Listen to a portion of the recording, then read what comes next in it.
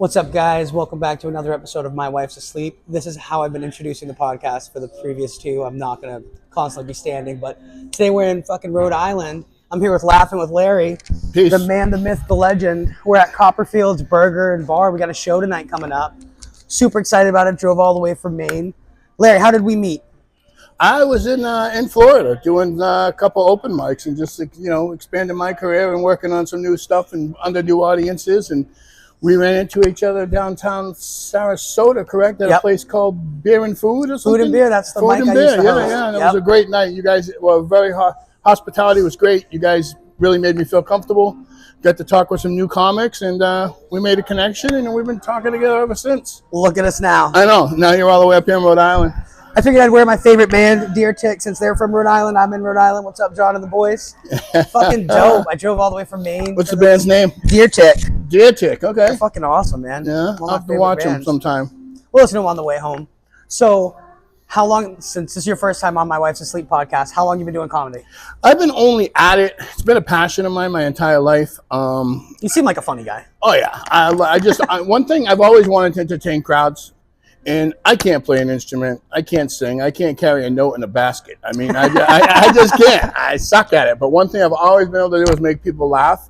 So within this 6-month time, I have made a big stride in going forward with this type of, with comedy and meeting comics and putting shows together.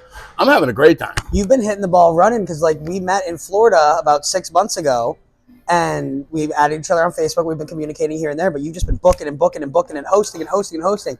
And for 6 months in, like I always say, guys, I don't know shit from Shiola, but it's impressive to see your stride and how you, like I was saying when I got to your house, it's exciting right now because we're doing it all ourselves. Yes. And it's like when you called the other day about July 28th, and you're like, I don't have a show that night. And then you're like, you told me you did. And then you called another venue, and you're like, 10 minutes later, you're like, yo, I'm good. I got us a spot. I just booked the show in 10 minutes. Is that not exciting? I had 2 or 3 people that had written down on the same day, and I looked back, and I was 7 days off. So I looked back at my schedule about 3 weeks ago and found a venue that loved us. And I said, hey, we had a venue cancel. Can we put the show on at your place? And it was like instantly yes, because I have a pretty good relationship with all my venue owners. We try to take care of the place, be respectful, but yeah, I mean, we're still comics, we're still fucking savages and animals, but you got to be somewhat respectful.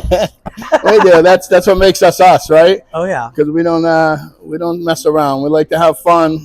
Sometimes the jokes get a little dirty. Sometimes they stay clean, but it's all comedy and it's all jokes. That's what people have to understand. Nobody's trying to insult anybody. Nobody's trying to call out, other people. It's jokes. And whatever makes the crowd laugh is what we need to say. We have a couple rules. We stick to them. But other than that, I like to don't run the light. Don't run the fucking light. Know your time. Be a professional. You know what I mean? Don't run the light. Make sure you're wrapped up. I don't want to have to, shut the lights off on you. Right, or grab the mic from you. So, okay, we'll go into you since you're the guest. Where was your first open mic? How much time did you do? How nervous were you? Did you shit your pants? Did you throw up? This is a great question. It was Pub on Park here in Rhode Island. I actually went there to watch, to see if I really wanted to do this. And something came across me. I swear to God, I know I'm not like Mr. Totally Religious, but I feel like God spoke to me that night and said, if this is what you don't want to do, get your ass up there and do it. So I went right on stage. And Larry, go bomb. Yeah, I went up there and I had a great time. I'm sorry, I lost what was the question you asked? Because I had something that came in. Your first mic. Were you nervous? You said where it was. What was your process? Because 6 months I always say, now remember, these are jokes, people. But I always say when I get up on stage, sometimes I'm more nervous than a Jew on the Gaza Strip, or a construction worker on the Maryland Bridge. Yeah. Or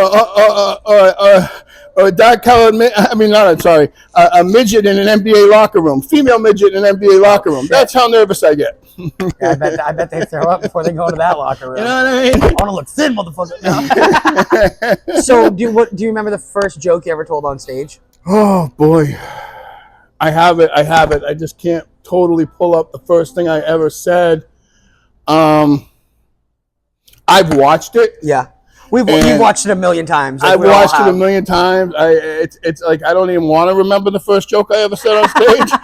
I mean, I had a good time that night. There was a lady there hosting. Her name was Duchess, they call her here in Rhode Island.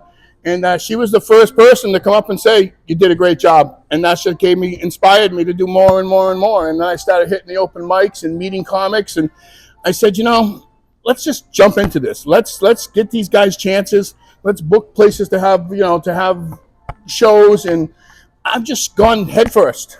But you get bit by the bug, and that's what people don't understand. Like civilians and shit. When I say civilians, I mean people who aren't comics. But like, you get bit by the bug, and it's all you are thinking about all day, every day. Like something, you'll be in line waiting for a fucking sandwich, and the guys in front of you are taking too long. You're like, oh god, this guy he hasn't been in a rush since fucking 2007 when the Uncrustables came out and all that shit. And like, you're like, oh my god, I can use that on stage tonight. And like, life experience. That's my process, at least. What is your process on writing a joke? Well, I've talked to some other guys, and some guys will tell you, oh, clean up your act. And some guys tell me, hey, just be yourself. Funny's funny. And I've talked to a couple comics, and I have some, mentors that I turn to and ask some questions here and there. And he told me one day, just go get on the T. Get a notebook, go into Boston by yourself, listen to everybody's conversation, and be surprised by the time you get home what you got for notes.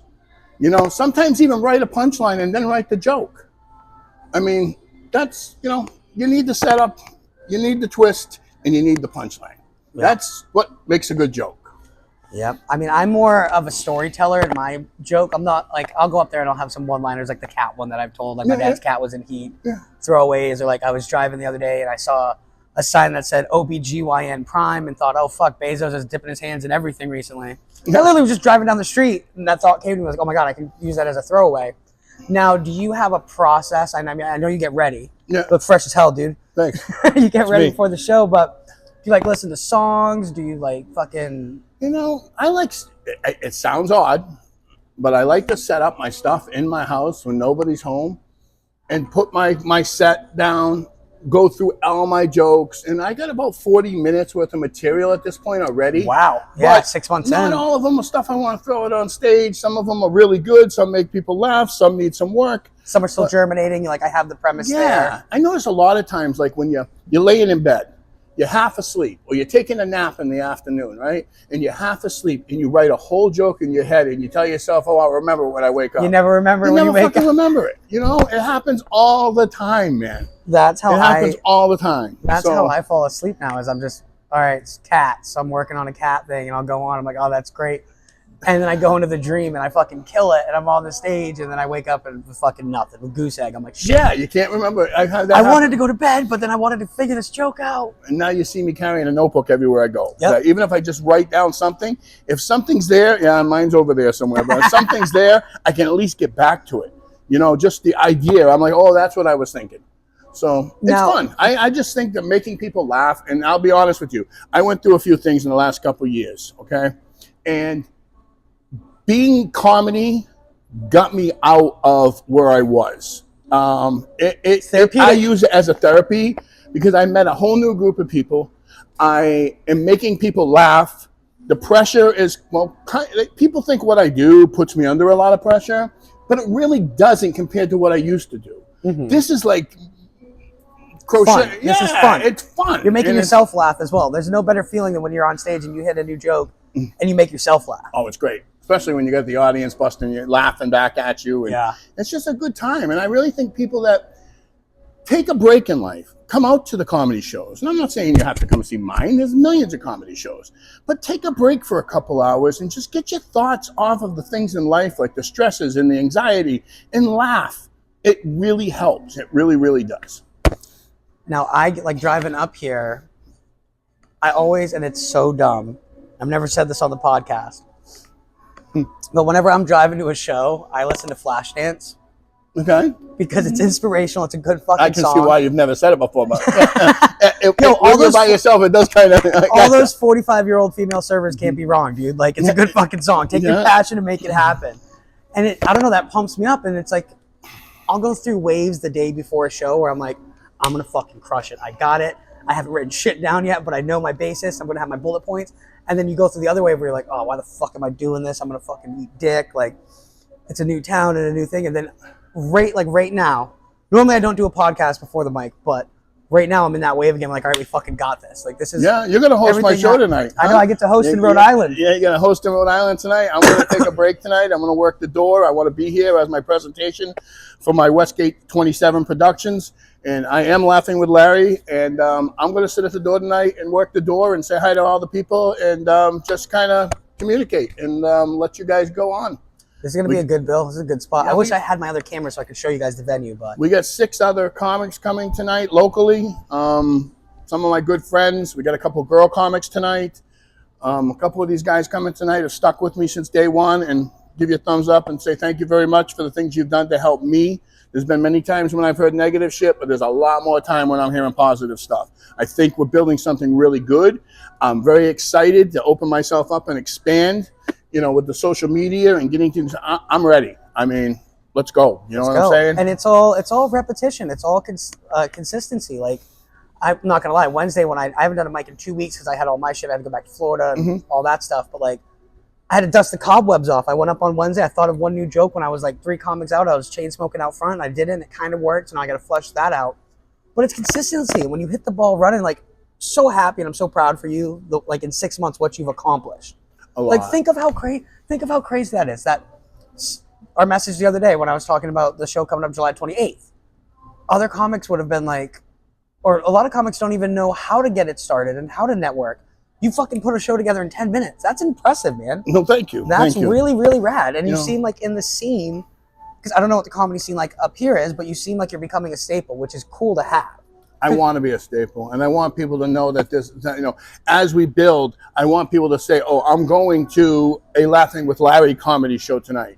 So, because we have great comics, and if I'm on one place and you see me at another, don't expect to see the same show. Because I'm rotating these guys in and out because I don't want people to have to pay to hear the same shit they heard last time they were here. So every time you go to a venue to see us, the comics are different. And they're coming from other places, Connecticut, Florida. They're coming Maine. If you couldn't tell. They're coming from Gloucester. They're coming, they're all over the place. Last night we had a great show over at Marasco's over in Cranston, Rhode Island. We got a really good show coming up at a beautiful venue in East Providence called Contenders. It's laid out pretty good. But tonight we're over here at Copperfield's. Beautiful room, beautiful. Yeah, setup. it's a nice little place, nice stage. We're at Copperfield's. We're in Johnston, Rhode Island. And Kareem, thank you for the opportunity tonight. We're going to have a good time here. We're expecting a good crowd and some real good comics on the way. It's going to be a blast, man. Like, when you going back to what I was saying earlier about, like, you get the bug, you get bit, like, I drove 3.5 hours to get here to come and tell these jokes, and you're letting me host tonight, which is awesome. So that's more stage time. Once again, dusting the cobwebs off. But, like, when have you ever driven 6 hours to do 15 minutes of something you love? Like, I wouldn't even drive 6 hours for pussy. Well, I mean, don't have to, right? But listen, the truth is that, we end up cuddling fucking 7.5 minutes afterwards, worth a second drive. But I did some work at Rodney Dangerfield's club in New York, and I drove 4 hours down there and got a hotel. Of course, I'm not from the city, so being in New York, they wanted $300 or $400 a night for a hotel. I found one 7 miles away. Doesn't seem like far, right? Well, it is when you're in a city. Yep. Exactly.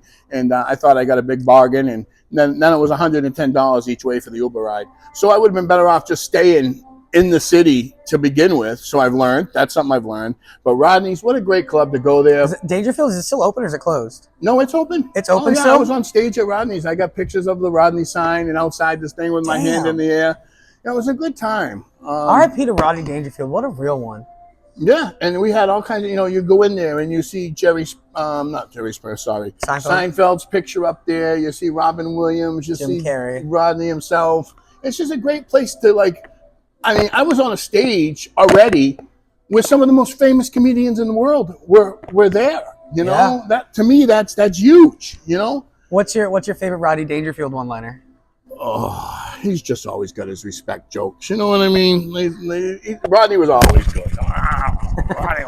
Mine is, around here we pray after we eat. Yeah, what I mean? I can't. So simple. Yeah, it's so simple. I was saying in the car, not to keep quoting that, but all right, you want it to make a joke work. It's got to be right under everybody's nose and so simple. like your Magic 8 Ball joke. Yeah. Would you mind telling that joke just so? I always say, like, we all remember the Magic 8 Ball when we were growing up. And I always say, since when did my wife's vagina become like the Magic 8 Ball? Every time I touch it, it says, try again, doubtful, not tonight, ask again tomorrow. It's like the Magic 8 Ball. You know what I mean? It's crazy. But like I said, it's right there under everybody's nose, and it's so simple, but yet you get a fucking laugh. Yeah, and it's simple. I got this other thing that I always say, too, about how things have been slowing down at home. My wife is, ever since she went through menopause and her libido has slowed down, that she's just not into it anymore. Metabolism too, probably. Right? And she says it's not my fault. But, she's just not into it anymore. But I swear to God, if you look at her Google search history in the shower head, it tells a whole different fucking story. Somebody's not telling the truth. You shithead. Oh, that's what it's all about. So what I do is I take it, and I want to work through it with her, right? So what I do is there I go. I tell her one of my jokes. Go. But I want to work through this with her. So we came up with this new position when she lays on her side sleeping. Yeah, that's right, sleeping. And I take a shot of NyQuil and a hit of Viagra, and I try to beat my meat to beat the clock, so to speak. It's not so bad because sometimes you fall asleep, right? But when you fall asleep, guys, with the mixture of those two, it's not really that bad because the dreams you have are amazing. I have fucked all my wife's friends and never been caught. She woke up the other morning. She said to me, "Hey, Larry, I'm going to go to the eye doctor. I keep waking up. My eyes are stuck together. Must be the nights I beat the clock." I mean, some mornings she does look like a glazed donut. Those are just shit that I work on. They just come natural, And I like to stay on the dirty side because I feel like it just comes easier for me. I can't write clean. I've sat down and tried to write clean. I'm like, what am I going to talk about? Fucking pineapples or fucking taxes? Like, everything no, I'm out here has living. humor to it. You got to find it. It's there. Yeah. Everything has some humor to it. I mean, I've tried to clean some stuff up. I'm even writing jokes about Oompa Loompas because my wife has this fantasy about midgets. She does. She really does. She does. She tells me herself. I said, I can get you one, hun. She says, I don't want one. I want 5 or 6. You know what I mean? So it's like, you just keep building, brother. Keep building. It all started out with 4 or 5 jokes, and then it just snowballs. I used to go to the open mics and say, 5 minutes, fuck, forever. Now I go to an open mic already. Yeah. Like, I got so much more to say. Do you have that internal clock now? Meaning? Like when you're on stage, like when you're at like 4 or when you're at like 3.5, and it's like, okay, I can do this Wizard of Oz joke and wrap this all up in a minute and a half. I pre-write everything. Not pre-write, but I preset everything up at home when I'm practicing. Yeah. So I know my timer is going to be exactly right about 5 minutes when I'm finished. You know what I mean? For open mics. Do you leave room for variables like a heckler? Like you gotta get the. Excuse me. No, it doesn't take long to say shut the fuck up. you know. But I'm just saying variables, like you gotta let the laugh. Yeah. You gotta let the room laugh. I and pause. Then pause for because silence ain't the enemy. But I don't know. I just have that internal clock now. Like when I did Wednesday night. When I got off, excuse me, I'm drinking soda on a podcast. Yeah, that's what keeps happening to me. Yeah, fucking heart. If you don't mind, I gotta take a sip. You're good, brother. But so I had my phone going, and then when I got back off the stage and I hit end, I was right at 6 minutes, which was perfect because I filmed it right when the last comic got up and I did the introduction, and I was like, sweet, that was 5 minutes, perfect, in and out. Yep. And I've been done everything. I told my family what I wanted to do, and I'm not I'm 54 years old. But I'm enjoying my next 10 years. I feel like I can do this for golf money and beer money when I'm 70. So that, you know what I mean? It's like you're working towards something. Yeah, right now you're taking a break in life because you're having fun. But in the back of my mind, I'm trying to build something for later. Yeah. You know what I mean? Where I can go to a club and, just get by. With retirement coming in another 15 years, I mean, I'm probably never going to retire. It's just the way it is. But you're going for it. You're living your dream. Oh, I'm having a blast right now because I did spend 35 years busting my ass to get what I got. I mean, unfortunately, it clicked with me earlier in my life, but people don't see it as that. People get discouraged. And like you said, you're building something. A lot of people think, I'm going to go to open mics. I'm going to fucking crush it every night. I'm going to be the next Tom Segura. I'm going to be the next Dangerfield. Like, no, you got to grind it out, bitch. You got to hit those rooms. You got to drive the fucking 45 minutes to Tampa to do 3 minutes and get the light early because the guy's drunk. Like you gotta go through it all. And it's an adventure. It's an adventure. I got in my car and fucking drove 1,600 miles to get up and get to a different pond. And now, like you were saying when we were at your house, we got Rhode Island right here, you're Massachusetts, you got Boston. You got Maine. Now we have this, like, not the tri-state area in that sense, but, like, there's options. There's always and a you got room. Worcester too. Worcester's Always got a big a room. comedy scene. You know, you got everything's pretty well central around where we are. We got Providence we can play with. We've got Worcester. We got Connecticut's got a huge comedy scene, which is only 2 hours down the road. There's just a lot we I hear can do. I hear Connecticut's pretty bumping. You know, I hear yeah, Connecticut's Connecticut is bumping. too, yeah. And we're going to get into it. We're already Yeah. working with comics from Connecticut that are coming here to be in our shows. So eventually we're going to start booking out and getting more going on. That's where the Westgate 27 Productions comes in, because Laughin with Larry is just going to be one of the platforms. We are going to have many more different types of shows we're working on, dating shows, comic shows. I'm excited for those. Yes, we're going to build more Excited than for just the dating shows, comedy. Larry. No, I'm kidding. Yeah. I don't blame you. Which one of you chuckle fuckers want to come out now? You know, my dating days, you know, for now are over. I got a whole like new 3 on dating, and you'll hear it tonight. I'm not going to tell it on the podcast, but I told that one because I wrote that on the way to the club on Wednesday, and it just goes to show you never know where it's going to come from, the inspiration or the fucking pop. Because I was comparing a zoo to a rehab.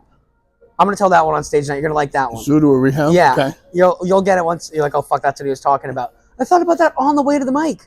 Because I was tired of telling the same shit. You get never stuck. know what pops up, or you hear someone else say something. You're like, wait a minute. Have you ever run into any problems at the open mics where you talk about something, and then 2 or 3 mics somewhere else, all of a sudden you hear something very similar to what you said, and you're kind of like, it's my joke with a twist. But I just ignore it. But it's happened already. Yeah, I mean, there's going to be joke thieves, and if you're a joke thief, go fuck yourself. But there's Ralph, the great Ralphie May said it. I might have mentioned this on the last one, unless I told Buzz off air about it. But it was never your joke. The premise was there for everybody. And if you're going to write a joke about something, you want to have the defining joke about that thing. Where if I go up and talk about pineapples, and then 3 comics later, Larry goes up and talks about pineapples, nobody's going to want to hear about pineapples because I fucking crushed it. If someone else does a joke first that I know is like pretty damn close, I cut it right out. Yeah, you cut it out. Hit it another night. I had this mic. I was in a comedy competition in Florida at McCurdy's, and this kid had been coming to my Tuesday shows. He went up before me in the competition. I used to always fuck with him. I'd be like, "Oh, make some noise for blank. He's definitely not gay," because that was like his whole thing. It was like, "Oh, they thought I was gay in college," and so I had my Amish bit. And we're in the competition, and he goes on a rant about Amish, and I'm like, you motherfucker.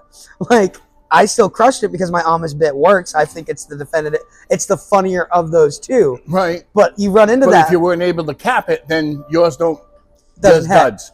But I was also in a fucked situation because it was, all right, it's all coming back to me. It was him, and then this woman went up. She ended up winning. She was like, she had a stick on stage that was like this big. And she grew up in an Amish family. So I'm like, all right, I'm after this chick, and I'm going to be the 3rd person mentioning Amish people. And she's like, yeah, I grew up Amish. We had a farm. My grandparents passed away and left my brother the farm. All I got was my grandmother's dildo, and it was a stick. Yeah. And she won. And then she was like, what do you call a gay lesbian dinosaur? Lick-a-lot-of-pus. That's one of mine. Yeah. Well, you hear those, Yeah, those are like the old playground, school ground. We're telling fucking playground jokes up here. This bitch won. I got a better Amish thing. Yeah. But yeah, you run into it. It's part of the game. You run into it. On a hot day, it's very easy to pick up an Amish girl. Yeah. All you have to do is tell her you got AC. That's the opening of my bit. Yeah. You wanna come back? What's up, Esther? You want to come back? And You might have been where I heard that, to be honest with you. Yeah. I'm not trying to steal your shit. I'm just trying to relate. But your mind hears it, and that's why I tend to not listen to comedy specials. Just for that reason? Yeah, so you because don't pick up something. Subconsciously it goes in there. Agree. I would love to be able to sit there and watch a comedy special. Like, I'll go back and I watch like Eddie Murphy Raw and shit, because I'm never going to make a Rocky joke. How black people love Rocky as much as Eddie Murphy, good as Eddie Murphy will. So I can go back and watch like those ones. But if somebody's like, oh, did you see the new Joe Coy or Bobby Lee? I'm like, nope. I saw the audience. I saw the 4 people when I was on stage Wednesday night. I wasn't in the house watching the special. Like, you got to get up and get out there. Right. You know, to be honest with you, I lost a little respect for you today. Why? Because you told me you were a fucking Tampa Bay Lightning fan, man. You know what I mean?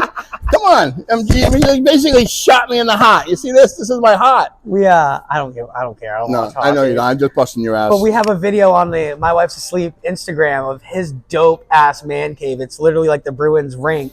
Like, the floor is painted. Check that out on My Wife's Asleep Instagram. The video's up now.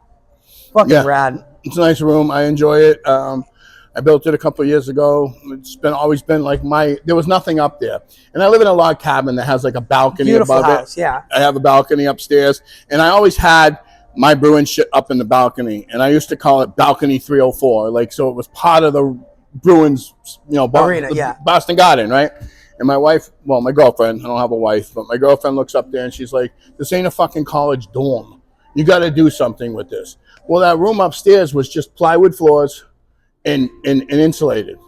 So I went up there and made myself a Bruins room. It's amazing. It really is. It's an awesome room. Keep the video. I was like, he told me about it in Florida. And then when I got there today, I was taking it back. I was like, this is fucking rad. Yeah. It was nice going to Florida. And I can be honest with you, within the first 90 days of getting into comedy, I had already been to Rodney's, which we talked about. I had already been to Food and Beer, which we talked about in Sarasota. And then I went to McCurdy's in Sarasota. And then I met you again up at, what was it, Sunset? No, you went somewhere else that night. But I went up to, where's Sunset, the comedy? St. Pete. St. Pete. I went up to St. Pete, did that one. And then I came home and hit Rhode Island. So within where I was. In a certain amount of time, I had been in like 4 different states already. And probably 11 different, rooms. You're a national comic. I went, I hope to be someday. Right now, I'm a guy that's trying to help everybody out, put shows together, give new comics a chance. We're going to get this all rolling. I have lots of ideas, and someone like yourself, I need some help put everything together, and I think that we're going to get there. I'm all about a good time, man. We'll figure it out. It's gonna be a fun ride. Like I said, comedy is an adventure. I enjoy everything we're doing. I mean, so many people have saw my inspiration, have saw my drive, and I have so many people behind me now just saying, go for it. You have to not lose that excitement, because I keep saying it's an adventure, but you have to just keep going for it and don't stop, because the thrill and the spark that you have now, so many people get discouraged. Like, oh, I'm not getting work, or I've been doing these rooms and it's not clicking because you've been telling the same fucking material. Like, I would go to these clubs in Tampa. You got it right. When I started, I would go to these clubs in Tampa. I would do McCurdy's because every month or two. And then I would go up to places like the Gimmick and Sunshine. Shout out to those places. And I learned there. I took it as an education because those cats have been doing it for years. And I didn't know how to fucking hold a mic. I didn't know how to stand still. I'd be pacing. But you got to be writing, and I would go and I would see some people like do the same 5 minutes they told last week, and I'm like, that's the same shit. And then it clicked, like, oh, it's not the same exact words every time. Right. He's working this out. He'll throw in a joke at the beginning that's new, and he'll close it with a different one. And you have to, if you're not writing new stuff, you're dead. Dead in the water. I write stuff all the time, and I'm trying to learn and write some cleaner stuff and better stuff. Like, I have this thing where I start out with, I'm Larry. I'm laughing with Larry. I've been married twice. I have 2 kids. I have 2 stepkids. I have 3 grandchildren, and I got 8.5 fingers. You know what I mean? I got 8.5 fingers. But I got to be honest with you. Back in high school, right? I was the kid with the starter kit for 2 in the pink and 1 in the stink. The taser. The taser. So they were short, so they didn't really, didn't hurt as much. That's fucking rad. Oh my goodness. We're gonna have a great show here tonight. Copperfields, Rhode Copperfields. We are in Johnston, Rhode Island, and we have, like I said, 5 or 6 more comics coming tonight. Show starts here at 8:00. We're ready. We're gonna have a great time tonight, and everybody keep following Laughing with Larry, your podcast. My wife's asleep. My wife's asleep. Sean Boucher. And Sean Boucher. I'm Laughing with Larry. Anything else you want to plug before we wrap this up? Any other dates coming up soon, or? I'd have to go get a notebook. I have at least 11 shows in the next 4 weeks. I'll plug them in the description. Yeah, we'll do that then. We're always looking for new venues. We're always booking shows. Pretty soon we're going to start filming some different types of shows. We got some stuff coming up for singles. We're going to have singles nights where we're going to do some stuff on stage. We all, like I said, we got a lot to happen. Sky is the limit, dude. Sky's the limit, and let's just keep making comedy, because every time we make someone laugh, we make someone forget about their problems. And you know what? To me, laughing, comedy, therapy. Fuck yeah. It's cheap, too. You don't have to pay someone to sit on their couch. We can pick on you and make you laugh. Hell yeah. Well, this has been My Wife's Asleep. This is Laughing with Larry. Let's go host this show. Let's go fucking kill it, brother. Let's have a good time, brother. Appreciate it. Yeah. Woo!